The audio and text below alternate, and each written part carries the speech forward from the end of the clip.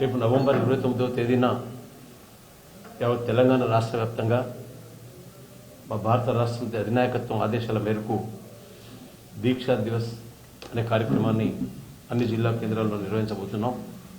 దానిలో భాగంగానే నారాయణపేట జిల్లాలో పెద్ద ఎత్తున రేపు కార్యక్రమాలు నిర్వహించడానికి మేము ఏర్పాట్లు చేసుకుంటున్నాం.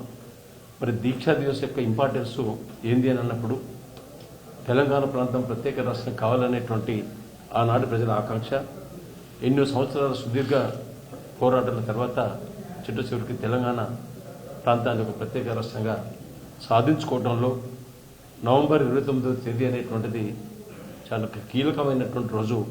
ఆ రోజే తెలంగాణ రాష్ట్ర సాధనకు మలుపు తిరిగినటువంటి రోజు. ఆ రోజు జరిగినటువంటి పరిణామాలు దేశ రాజకీయ సంస్థల్ని ఆలోచింపజేసినటువంటి చారిత్రాత్మకమైనటువంటి సందర్భం అది.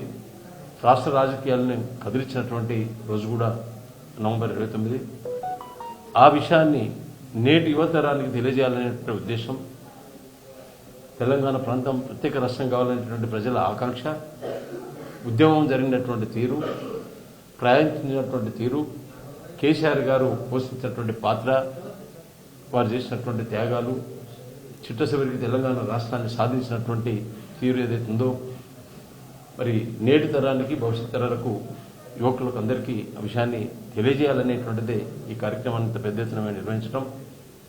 మరి ఒక సంవత్సర కాలం దరిదాపుగా వస్తుంది. ఈ ప్రభుత్వం అన్ని రంగాల్లో ఇచ్చిన హామీలను నెరవేర్చకపోగా అన్ని రంగాల్లో విఫలమైనటువంటి ఈ ప్రభుత్వం ఏం చేయాలనో స్వయం నిస్సాయ స్థితికి నెట్టేయబడ్డది. ఇక్కడనే ఈరోజు నాకు ఇక్కడికి వచ్చిన తర్వాత తెలిసినటువంటి విషయం,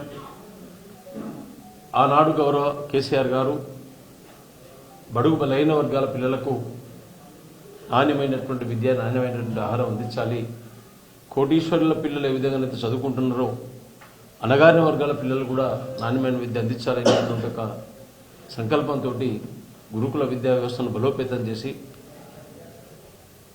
1000కి పైగా గురుకులాలను తెలంగాణ రాష్ట్రంలో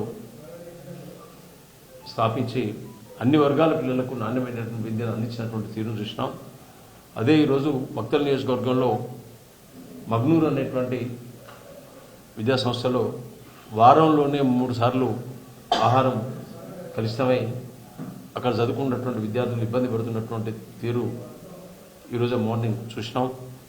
మరి దానికి పరిశీలించడానికి మాజీ శాసనసభ్యుని హోదాలో ప్రజానాయకునిగా ఎప్పుడైనా ప్రజల పక్షాన పోయేటువంటి హక్కు మా మాజీ శాసనసభ్యునికి ఉన్నది.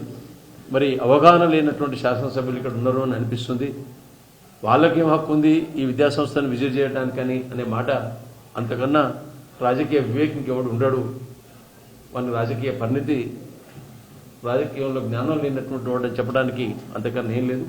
డెఫినెట్గా ప్రజానాయకులుగా ప్రజల సమస్యలను పరిష్కరించడానికి, ప్రజల పక్షాన పోవడానికి తప్పకుండా నిబంధనలు ఉండవు. తప్పకుండా పోతామని తెలియనటువంటి వాడు శాసనసభ్యుడు ఏంటంటే దాన్ని మరి సమాజం ఆలోచించాల్సినటువంటి అవసరం.